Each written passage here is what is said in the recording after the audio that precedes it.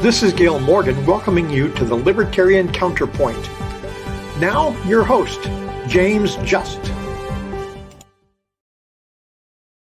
And welcome to the show. This is welcome to Libertarian Counterpoint. This is James Just. Richard Fields is to your left. John Cameron is to your right.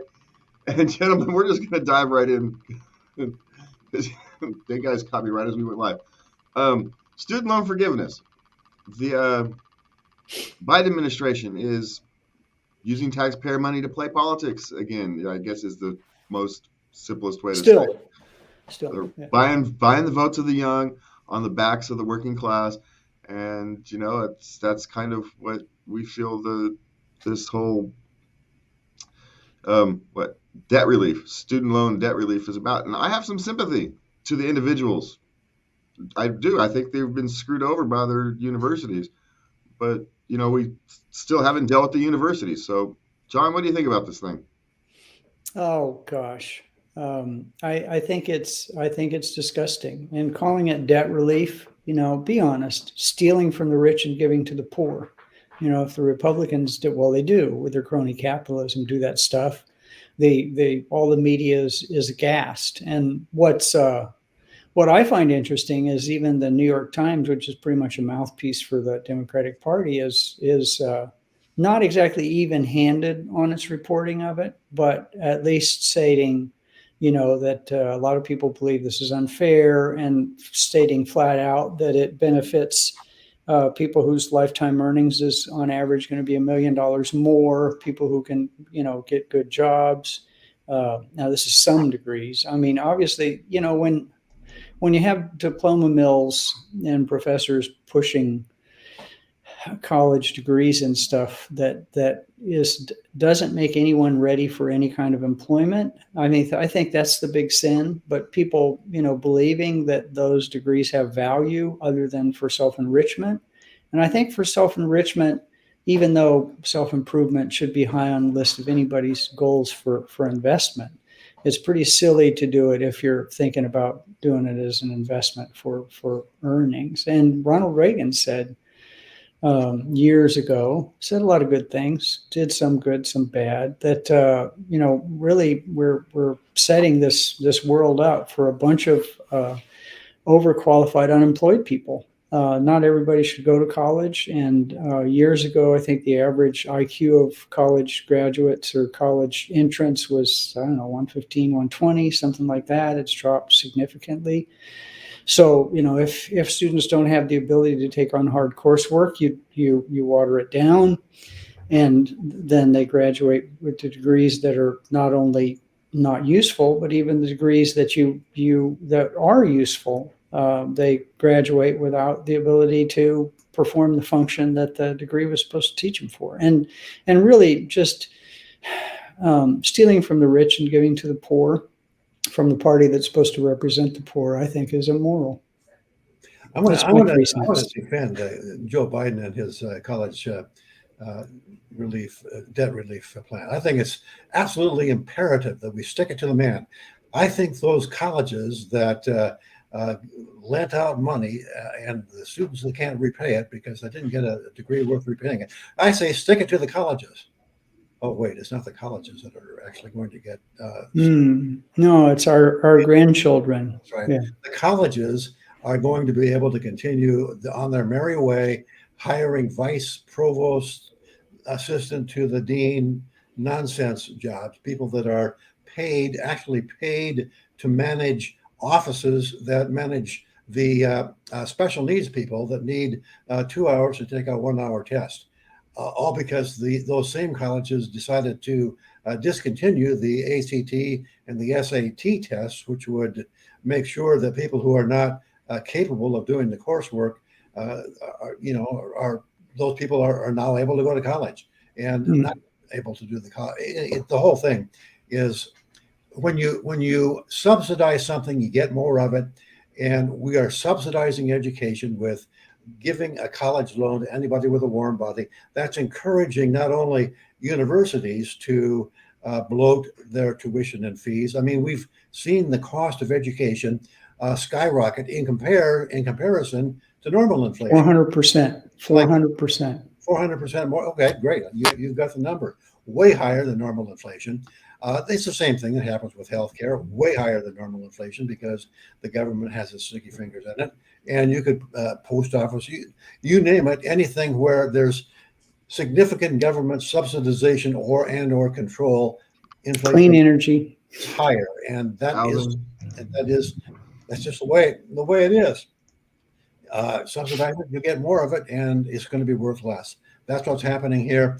And the college deans, the college administration, all of those high-paid people at Harvard and Podunk and the trade schools who are turning out, a lot of them turning out absolutely, totally counterproductive certificates or degrees or whatever they call them.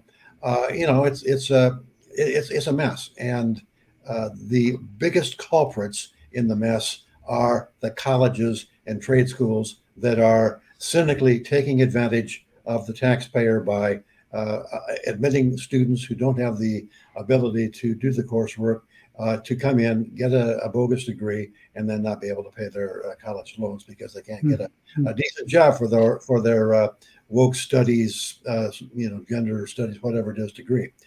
And I got to take issue with you on one point. This is not a subsidy this is not the rich giving to the poor. This is the poor and working class giving to the I said it the other way around. It's giving to the middle class. It's the plumber giving to the person with a credential that they'll be able to use mainly for government service and not a whole lot else. Well, no, and I think I want to correct your correction. I said that it's the rich stealing from the poor, the upper middle class stealing from the poor, anybody that with a college degree stealing from people without college degrees with the blessing of the government and the government aiding and abetting it. And until you get rid of student loans, you shouldn't be forgiving them. And I have an idea on how to fix it. Just put one little tiny change into the forgiveness thing, which I think is actually unfortunately going to stand up to legal scrutiny because they give the government a lot of leeway when they cite an emergency. And that is that, okay, if we forgive your student loan, then you have to give your degree back. So, if you can't pay for your car, then the car company's fine with that. They repo the car and you don't have to pay the loan and you get a black mark on your credit. So, if you can't pay your student loan, you shouldn't be able to drive it to a job. Well, the interesting that's thing, my John, fix. that would raise the value of the degrees left, right? Because one of the problems, one of the reasons that these degrees are valueless is because they're pumping them out like printing money, like they're printing the money. The money becomes less valuable the more money they print. Well, the more degrees they print, the less valuable those degrees become. Absolutely. It's like the Fed is printing the degree certificates. Well, there's not that many of them, thank goodness. Yeah. My dog would have a degree. If the Fed was in charge, my dead dog would have a degree. So, yeah. Oddly enough, John, if we're talking about things that are dead, we're going to go talk over about CNN.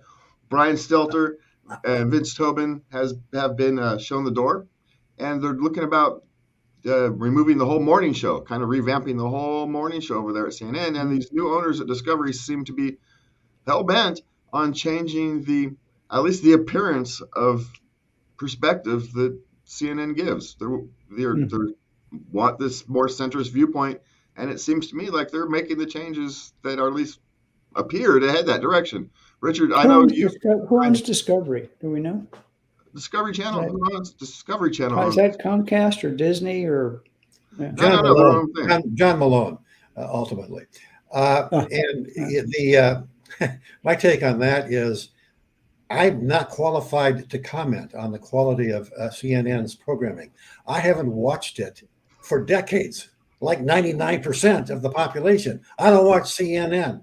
I think I've tuned into it maybe once or twice and seen absolute insanity. I watched while there was an episode on, I think CNN is broadcast on my car's satellite radio for some strange reason. And I just was channel surfing and came across it when Trump was taking a joyride after leaving the hospital when he had COVID. And all they could talk about for literally as long as I could stand it, which was, probably 20 minutes, maybe longer. I just wanted to see how long this commentary would last. But all they could talk about was how it was so terrible that Trump was endangering his drivers and his Secret Service agents by riding around just to be a showman about how tough he was about recovering from COVID. That's it. That's all they could talk about. This on a supposed news station.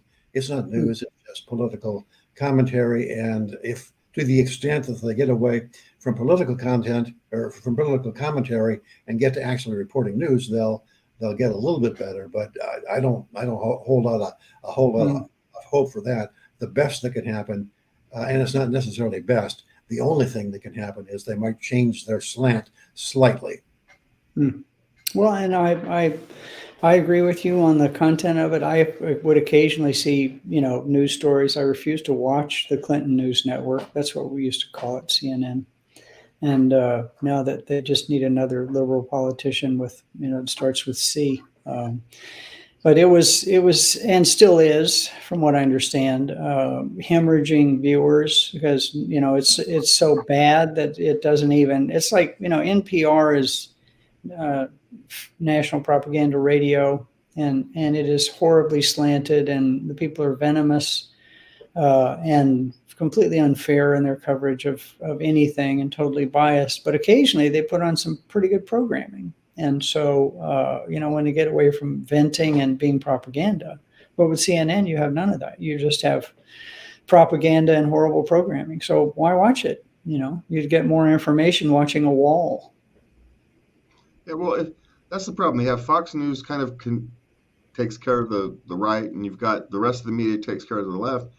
And I think if there is a business opportunity to kind of deal with, to provide some service and information to those in the middle, I guess the question is, can CNN, A, can they actually pull it off, right? And B, will people believe it soon enough, to make an impact? And the other problem with that thesis is that most people, ourselves included, we read reason for a reason. It's confirmation bias. We like to, we all like to read or watch or listen to things that reflect our own preconceived viewpoint. And it's the rare person who is willing to listen or watch various sources of news media in order to get a balanced opinion. And that means that anybody that's providing hard news in a fair and even-handed way, Fox News slogan to the contrary, is going to have a hard time getting market share. If you provide confirmation basis bias, it's difficult to succeed in the marketplace in the news business.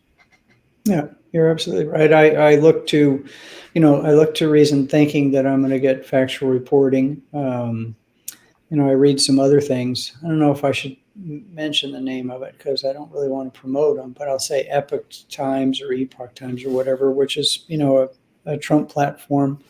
But they do some investigative reporting, and they have their bias. But I don't feel as if mainstream media and electronic media was more objective, then I would make an effort to see what they're saying. But since they're not, and I'm overwhelmed by the bias from that side, every time I do an internet search or every time any show you listen to, any major entertainment that comes out of those networks, not just their news, has a built-in bias, pro-state, anti-individual, pro what I would call deep state, forgiving police for excesses, being okay with all the shenanigans that go on by the government agents and all the rest of that. So even the entertainment contains a huge bias towards supporting big government. So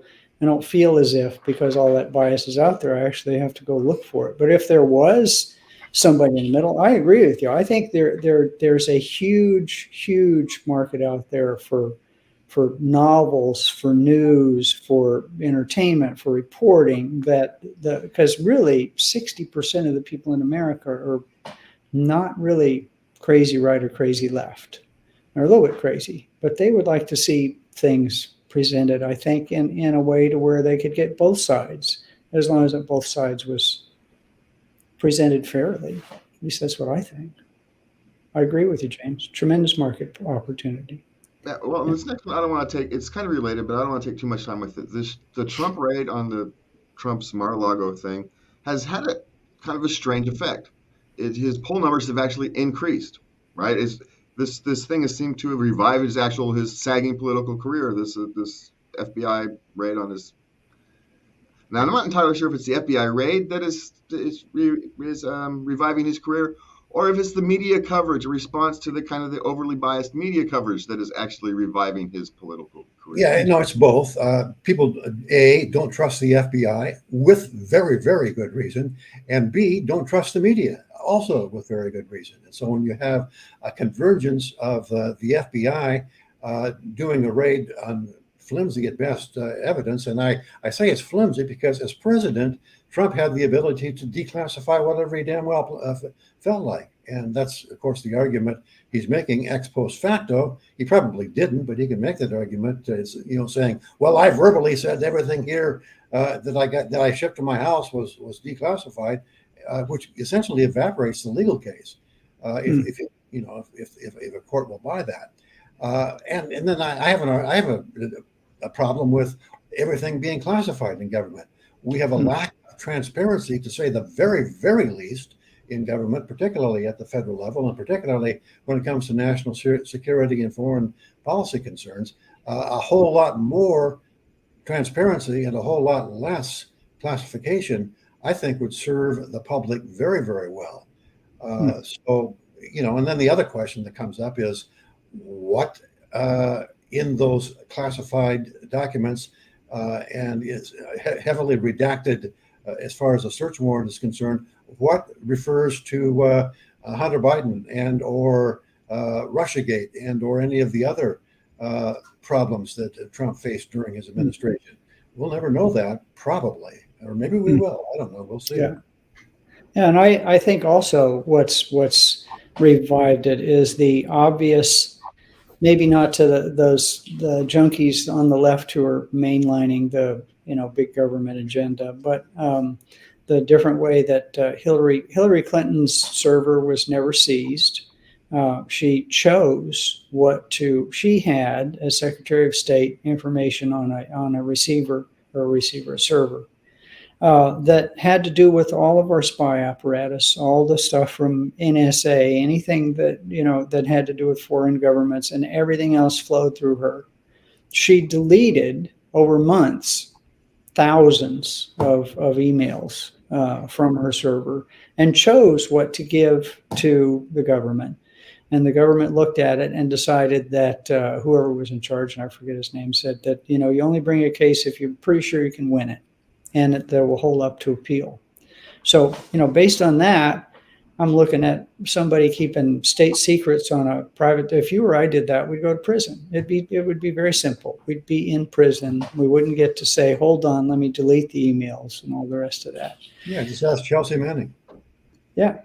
So it's all so much favoritism by the people who are doing the raids, and it's obviously politically motivated, and everybody knows it's politically motivated. So, I think that's stoked his career a little bit. Heaven forbid. I would love for for somebody to convict him of something so that he can't run again, because I think he's bad for the country. I mean, the clowns that got on the left are bad for the country, but I just take it as a condition. We're not going to be able to get rid of this. But lunatics on the right, I don't think we need that kind of venom, and I don't think we need. I was thinking the tariffs would be gone when Trump was out of office, but they're still keeping the tariffs. And we're beating this to death, and you wanted to move on to something else. Sorry. Yeah, we're going to move on to, well, it's kind of quasi-related. The Biden laptop and how Facebook, Mark Zuckerberg was on, Joe Rogan's podcast the other day? Yeah. And pointed out that the FBI had informed him that, there's this thing coming down, there's this whole Russian disinformation program coming down about this Biden laptop thing. So you may want to do something about it. And so they did. And it turns out that it was the Biden laptop was actually more important than anybody would have wanted to imagine, right? Anybody Yeah, on the well, left would have not wanted only to. that, but you've got the Ashley Biden diary in which she said, I may have been molested as a child and by her father. And it was found by this, I forget the name of it, some organization, a right-wing rabble-rousing organization that tries to find compromising stuff in Democrats. They got a hold of those diaries, and now the feds are bringing them to court for stealing the diaries. And Ashley Biden is very, very quiet. So you have to think there's something to it. Otherwise, the feds would not be prosecuting the people that came into possession of those diaries, and Ashley Biden would be saying something to deny the accuracy. But now that's happening. So it's another hush-hush operation trying to protect the regime against anything Trumpian. And that Biden was known as a groper, a leaner, a toucher, and a leerer for all the time he was in Congress. Not to mention hair sniffer. Yeah, hair sniffer. But the other guy's the bad guy. And why is the other guy the bad guy? Because he's a billionaire. And the other guy bragged about it. That's the difference. Well, and it's locker room talk. And Clinton. I remember early in Trump's campaign, he had 6 or 7 women sitting at a table trying to get lamestream media to cover it, who basically said that Clinton raped them, the former president. And so, it got no airplay. So we see bias, and it's, I wish news was news again. Maybe it never was, but I think it was a little closer to news in the past. Not as much propaganda as we get now. Yeah, it was a little more subdued. Not quite as openly partisan, but news has always been lean left, lean right, lean toward the establishment or against it. Well, we've talked about it here before that if these companies are responding to pressure from the government, whether it's the FBI or whether it's politicians, or in this particular case, both at the same time, right? On one side, they're getting the politicians calling them to Congress and saying you should do something about this stuff on your site, and then at the other side, they got the FBI quietly walking into their office and saying, hey, there's this thing coming down the pike that y'all might want to take. Are they actually acting of their own free will, or are they acting under pressure from politics and government? Which in that case, anything they do is now censorship. It's right. I want to add something onto that. I forget the name of the story, but an editor at the New York Times was brought a news story by a pretty brave reporter, and talked about some of the stuff that be laid out. And he said, we should run this by Schumer first. So Project Veritas, that's the group that got a hold of the Project Veritas. You're right, and they've done some good work. And the problem with this is that what they're trying to do is say that the people that gave Project Veritas the diaries actually stole the diaries under the guidance of Project Veritas. That's what they're trying to do, is say that Project Veritas. If they weren't accurate, why would the government care? If it wasn't the real deal, why would the government be going after Project Veritas or anybody else? It would be, I agree. It would be a non-story. Yeah. Cool. All right. So the court has overturned Biden's executive order for physicians telling them they had to perform sex change operations. So essentially, Biden had an executive order, which, don't get me started on the fact that we're living under executive orders now, right? We're in a banana republic these days, right? It's just everything executive order. Even California's banning of cars in 2035. They want to ban gas-powered cars in 25. That's based off of an executive order. We're not even doing these people the very people who complain about protecting democracy are the ones who are engaged in not using democracy. Anyway, that's a whole other story. So the court has overturned this and has told the Biden administration that no, you can't tell doctors what they can and cannot do. They have a right to decide what operations they do and do not perform. And it seems fairly obvious to the rest of us, but what do you guys think? I don't know. Well, what I think is that we have a healthcare sector, just like the military-industrial complex, the educational complex, the whenever you marry special interests with government power, you run into all kinds of problems. And that's what we're running into in healthcare.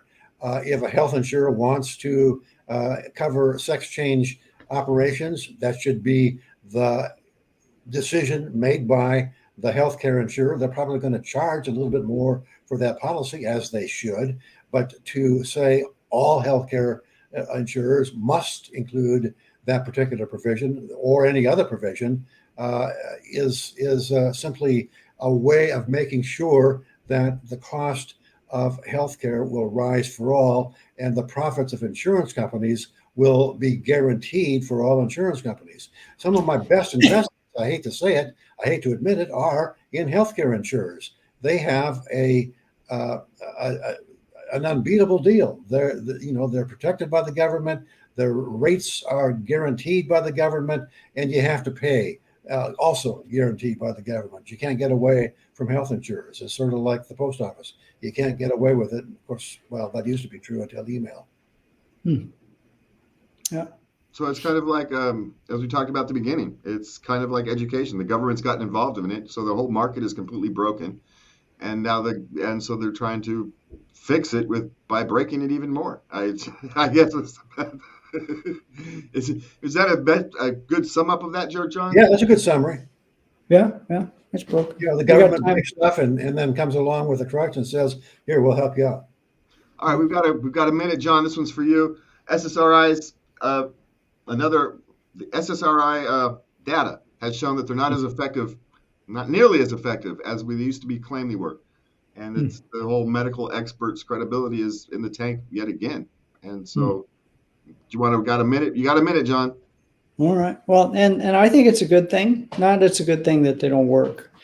Some people are saying they do work. We just don't know why. But the meta-analysis the reporting on the meta-analysis that I saw said that they do no better than placebos. But we all know that in healthcare, expectations are very powerful. Maybe that's all it takes. If somebody gives you a pill that you are 100% confident will make you more alert and smarter, then you will make yourself more alert and smarter. But the problem is that the establishment is still supporting it, and also it's big pharma. I think once again it's Pfizer that's the biggest provider of these things.